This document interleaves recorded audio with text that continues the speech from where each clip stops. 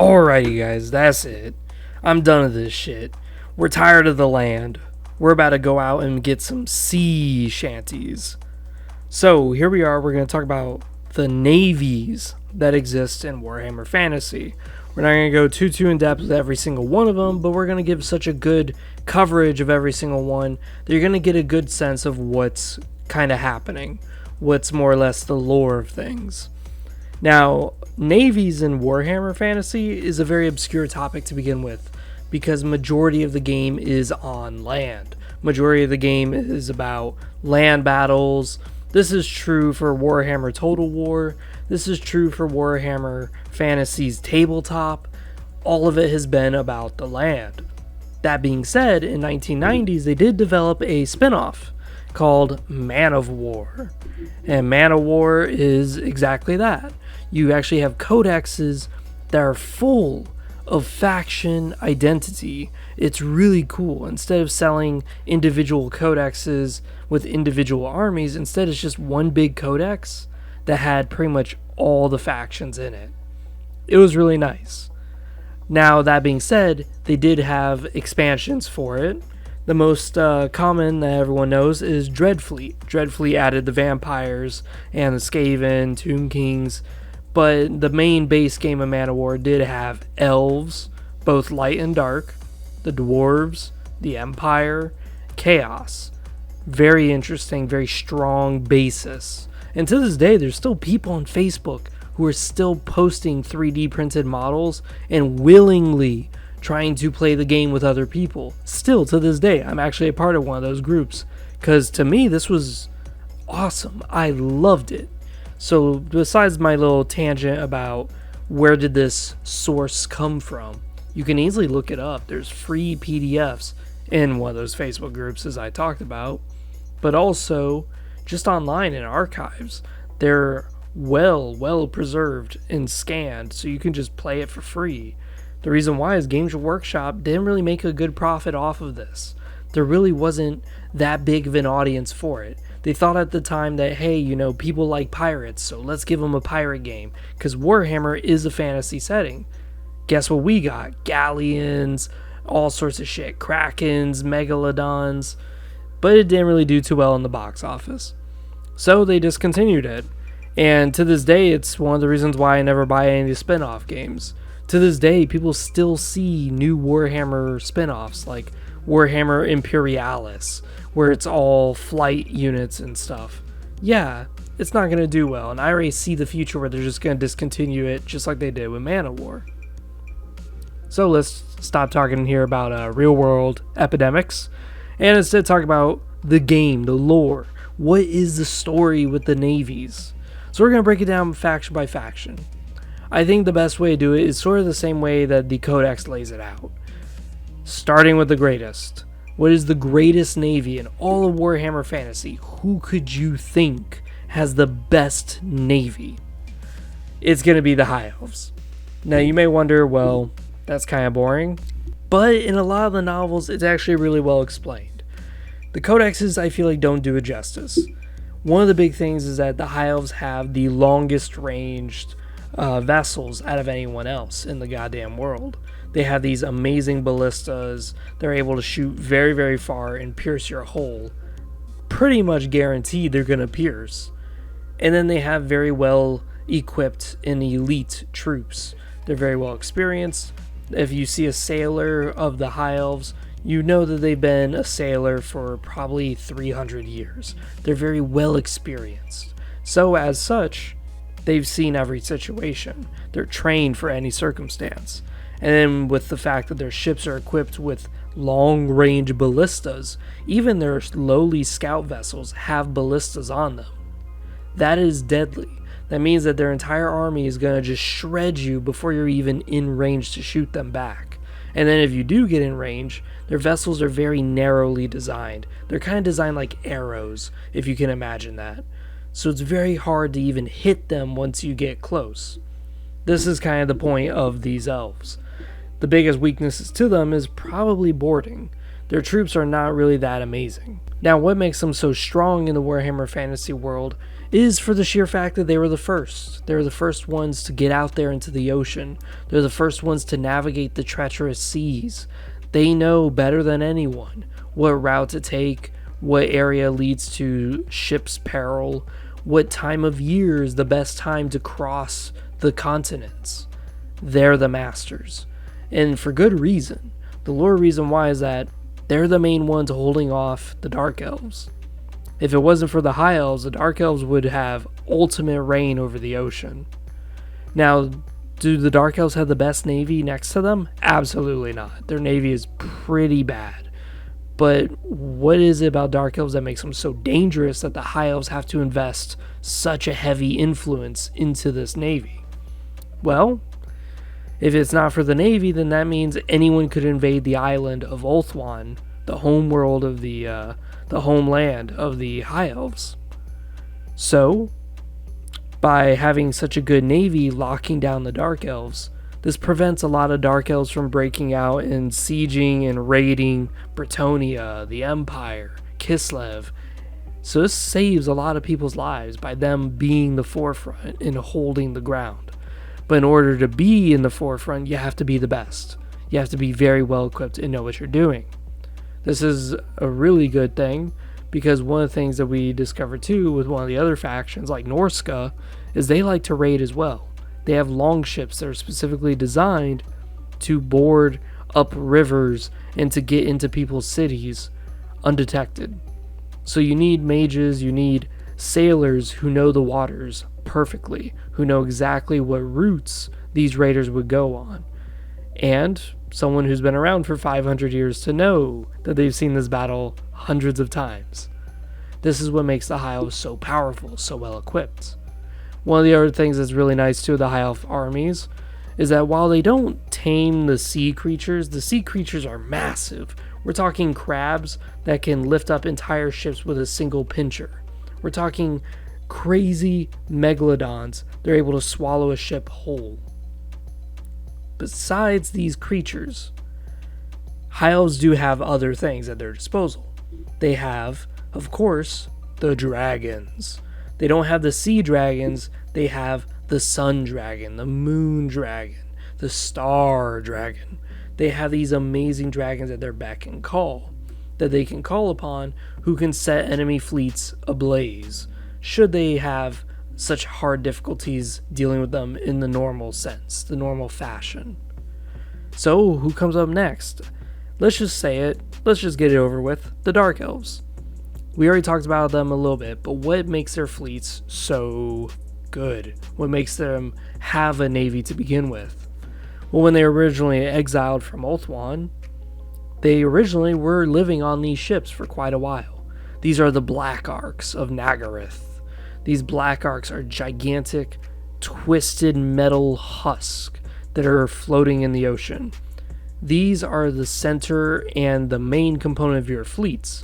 In fact, in the Dark Elf rules, you can't have a fleet without a Black Ark. That's just hands down. You have to have this. And it makes sense why. The Dark Elves are very isolated. They're very secular. So as such, whenever they have a navy, you're never going to see one scout. That's never going to be the thing. It's going to be a scout with a Black Ark right behind it. The Black Arks are these twistings of metal due to their sorceries that causes them to twist in a cruel fashion. Just staring at this ship makes the eyes hurt. It hurts the brain to look at it. They are pain exonified. They are there to capture you and to torture you and then strip your soul from your body and then use it to harness their magic or to make pleasure as they torture your soul for the rest of eternity. But then when we look at the rest of their ships are not really ships in design. And this is what makes the Dark Elves, in my opinion, so powerful, is they have these weird fashions of using their power to dominate sea creatures. They dominate them, and then they strap giant metal towers to them. Now you may think, well, how is that shipbuilding? And that's the point. It actually saves them a lot of resources. And it also is kind of genius. These sea creatures are extremely powerful. These sea creatures can alert them to the dangers in the ocean. These sea creatures strike fear into men. They scare people for good reason. And now you just mentally dominated them and strapped a tower that has a ballista on it. Now you're augmenting this creature, and it's almost like a dragon rider. You are now basically fighting on a mount, but in the ocean. And one of the nice things too is that since it's a living creature that doesn't really die of old age, because these sea dragons kind of live forever, you don't really got to worry about wood rot. You don't have to worry when a ship shoots at your sea creature and actually pierces its skin, because you know over time it'll slowly heal. You don't have to worry about it. And you could augment it with magic, which the Dark Elves have a huge bonus of magic.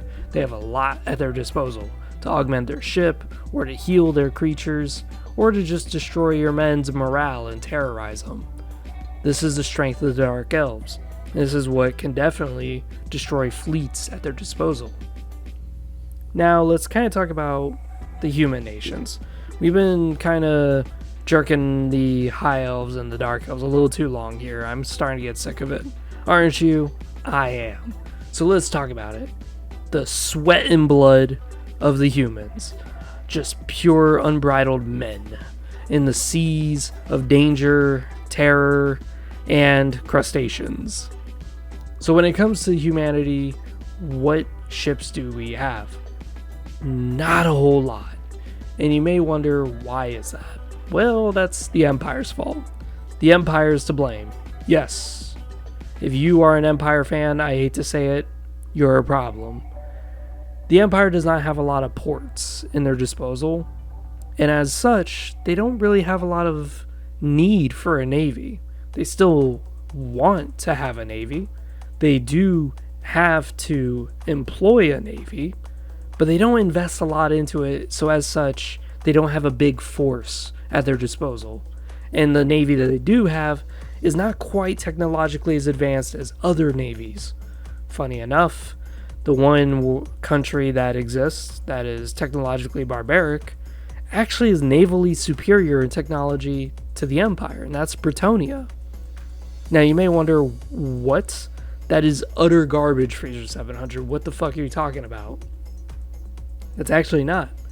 It's even in the Man of War Corsair codebook, and it explains it so well why it is that Britonia has such good navy technology that it outstrips the Empire. Even though Britonia, technologically speaking, is ass backwards compared to the Empire. So the Empire doesn't have many ports, and the few ports that they have usually don't get into that much conflict. So they don't have this need for a navy. And building ships is expensive. Building ships takes a lot of technology, a lot of time, and you're not possibly going to get much out of it when it could get swallowed up by a blizzard or swallowed up by a giant kraken coming out of fucking nowhere that they have zero defense against. So the Empire just doesn't do it. But Britonia, the entire country is pretty much a coast. The entire country is always getting raided by orc wogs coming from the ocean, or dark elves coming in who snuck in through the High Elf fleets.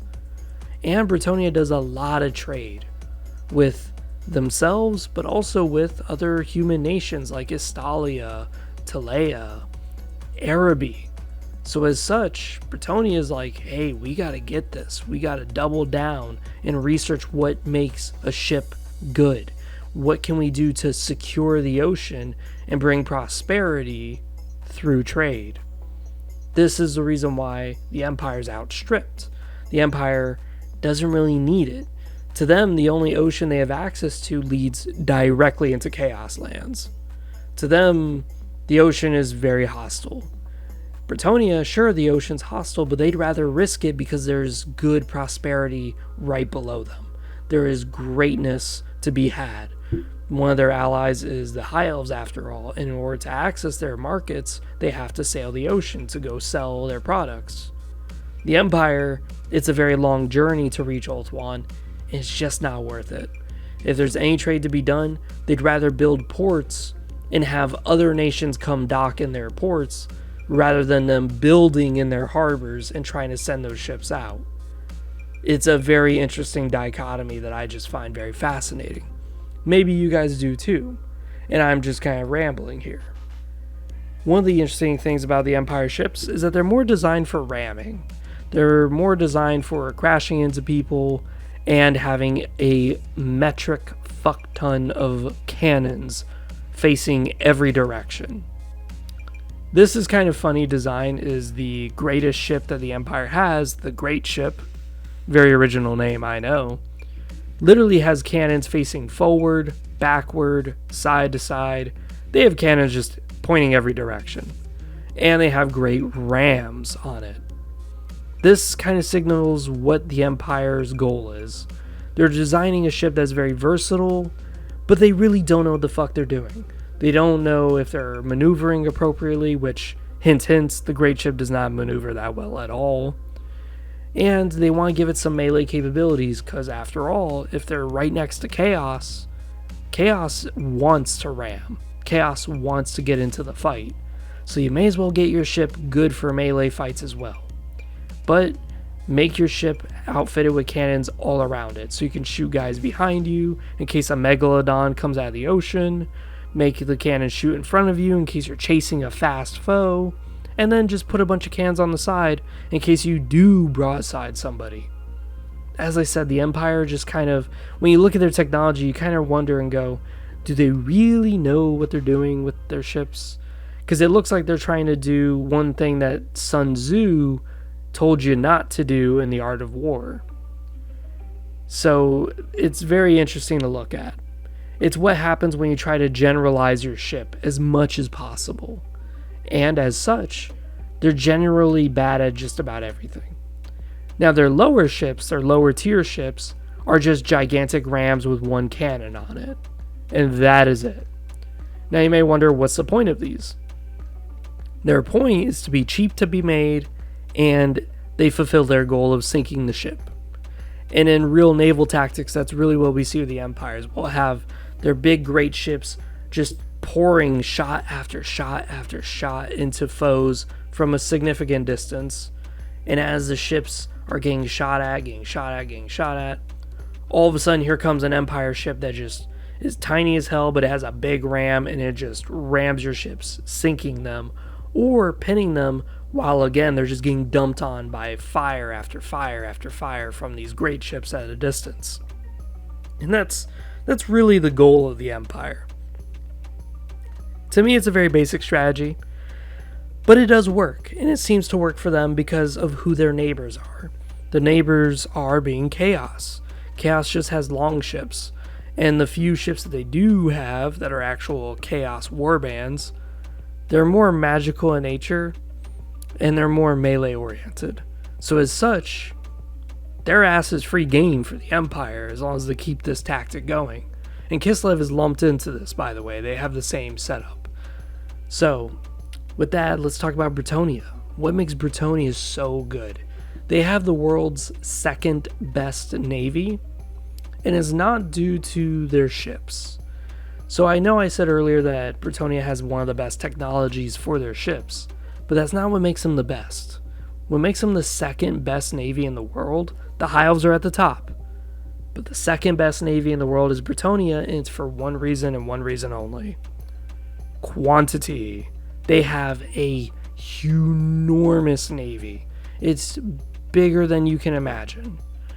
And the reason why is because that's how they do their trade. That's how their nation survives. This is what majority of their nation is harbors. So as such, they have the largest amount of ships. Every ship that they design is a holiday released. Every ship crewmate is the one who exonerates what it means to be a sailor. They take their trade very, very seriously. Being a sailor is a very, very prestigious position amongst the Britonian Commonwealth. And as such, they have very good and skilled crewmen. They have people who know what they're doing. People who have lived their whole lives at sea and understand the inner workings of naval combat. when it comes to the naval ships in Britonia's employ, it's more, it's a mixture of like Dutch and English ships that we would think of today, in that it's very fast but packs quite a bit of a punch. Every single ship from the bottom to the top is capable of fighting foes bigger than it or smaller than it. Their greatest ship, the galleon, is easily fast enough to outpace some of the Empire's smaller ships, which is amazing. And that's because of their sails, but also the design of sleekness on their ships. They also pack a significant amount of cannons too. And this is one of the things with Britonia that's very fascinating. They don't use cannons in their army, they use trebuchets. But in their fleets, their smallest vessel will use a catapult, but their galleon and their man of war, corsair, can actually use cannons. And they use them very, very well. And this is one of those things about the Britonians, is that you can tell they know how to build a ship. They know what their strategies are. Their strategies are actually very aggressive, very, very aggressive. While being mostly ranged and not having that big of a ram on their ships, their goal is pretty understandable. They charge into the fleets. And you may say, wait, they don't have a ram. How do they expect to melee ships if they just have cannons? Well, here's what they do. They charge into your fleet, but then they outmaneuver the shit out of you. They're making twists and turns, 90-degree angle turns, 60-degree angle turns, 180-degree flips. They're fucking skateboarding Tony Hawk style all up in this ocean. And that's how they're supposed to fight.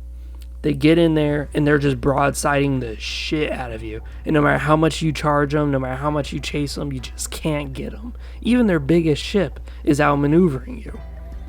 This is what makes Britonia so powerful. Because even if you do capture them, let's say you get a hold of it. Congrats. You forgot number one though. You forgot that Britonia has the biggest navy in the fucking world. So while you caught one guy and you lost 3 of your ships, and you may say, hey, now I'm in melee, I'm gonna massacre this shit. Cool, good on you, you massacred the ship. Congrats. Let's say you did everything right.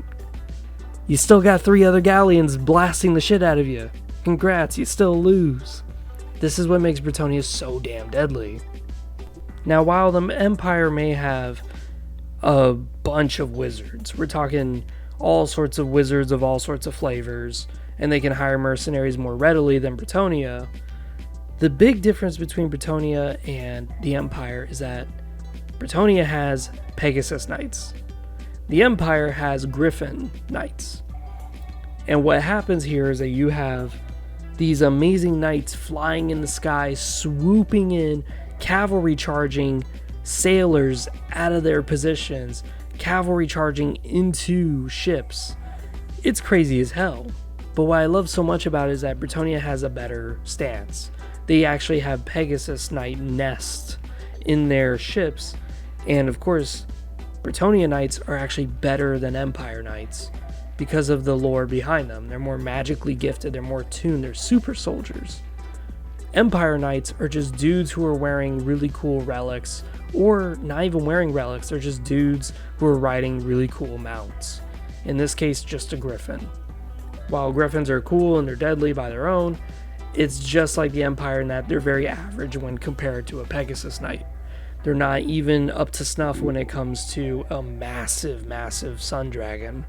A Britonia Knight, while of course a Pegasus Knight is unable to go toe-to-toe with a dragon, they do a significant amount of damage. And that's the big thing. Britonians are just really, really awesome. I like them, in case you couldn't tell. So let's talk about one of the other order factions in the game. Let's talk about the lovely dwarves. Now, while their navy is short, I know, I said short. Their navy is rather small. Their navy is entirely consistent inside one city, Barak Var, and it's very, very pitiful. I swear to God, it's really small. It's like 6 ironclads, and that's about it. They do have other ships. They do have other types. The largest issue with the dwarves, though, is that While their navies are very small, their navies are very, very well designed. And the issue here is that they just don't have the people or the resources to divulge into this. A single ironclad takes an entire clan and all their wealth put together to make it. As such, if anything bad happens to the ship, the entire clan is bankrupt. Every single dwarf now just lost all their honor and all their gold in one fell swoop. And dwarves are very greedy. They're very unwilling to put this much stake into their family's name in designing such a grand project. As such, it's very rare to see them. But when you do see their fleet, you do know this, is that their one ship alone can wipe out an entire navy. Their ship is ridiculously well designed and ridiculously well defended. We're talking blimps guarding their ships. We're talking massive submarines they have called the Nautilus that actually goes underwater and shoots torpedoes. To this day, they're the only ones with submarines, which I find really, really cool. One of the bigger threats to them is, of course, would be the Dark Elves, because they have the sea creatures on their side. But still, having torpedoes, that is devastating for Dark Elves. Because how do you compete against that when someone's blasting your ass from under the water? You try to sit down and take a crap, and all of a sudden the water gives you a giant Poseidon kiss and just splashes into your butthole, giving you that free bidet treatment. Like, how can you compete against that? It's one of those things with the dwarves I do enjoy so much, is that while their fleet is very rare, and they may have only like 10 or 16 ships at their disposal, those 10 or 16 ships are very well designed and they will cause a lot of damage. One of the more downsides to the Ironclad, though, is they're not really as long ranged as other ships, and that's their biggest thing, is that they have turrets, and these turrets have very limited range, but each turret has like 2 cannons on it. It's really nice that they have this interesting development, but the problem is that it makes them very, very short ranged. As such, if you're very long distanced and you're just blasting them like the High Elves, the dwarves can't do much about it, and those ballistas on the High Elves have very good armor piercing. So while dwarves have the highest armor of any ship in the game, that's not going to matter for much when you're facing a guy who can outrange you by shooting through half of the board, and then you're just sitting there like, ooh, I can only shoot through like maybe a third of the board. It's very, very interesting. That's the reason why, though, in the lore, dwarves don't really do this. They don't really build these ironclads so willy-nilly. And the dwarves that do build them are taking an incredible risk. An incredible risk. So now that we talked about them, let's kind of talk about this. And let's kind of wrap up the video with this, because this is a very weird topic. So there's a bunch of minor factions in the world, and they all have their own navies. The Tomb Kings have their own navy, for fuck's sake. But let's talk about the factions that are kind of more obscure, because they have like one dialogue snippet in there, and then that is it. One of those being Nippon. So Nippon is supposed to be like the third best navy in the world. And you may wonder, well, what is that? Here's where we see that the writers and the authors of it were not really coherent, and it's very difficult to accept this as lore, so that's why I'm just throwing it out there. Nippon is supposed to have the third greatest fleet, and the reason why is because they have such a large amount. They have the second biggest navy, so right behind Britonia. But they do have flamethrower ships, is apparently what they were stated to have. So they have cannons and they have flamethrower ships. And the High Elves give them a nod like, hey, those are pretty good ships. But that's supposed to be the lore behind them, and that is it. It's a very like one sentence thing. It's kind of a waste to talk about it. The other thing is Cathay. Now Cathay just released new codex, which I have yet to grab. But in the older lore that I'm kind of pulling from, that seems to be still accurate to this day, is Cathay has the Jade Fleet. And the Jade Fleet guards their coast, and one of the things about the Jade Fleet is that it has turtle ships. We're not really sure what the hell these are, these Emperor ships, turtle ships. We don't know what they are, But what we can inform ourselves about is that in real world, Korea had turtle ships. So it's probably much like that, where there are these very big ships. They're really good at just defending the home, and they're not very versatile. They're not very movable either. They're very slow ships, hence the name. So that's probably what we're going to be looking at.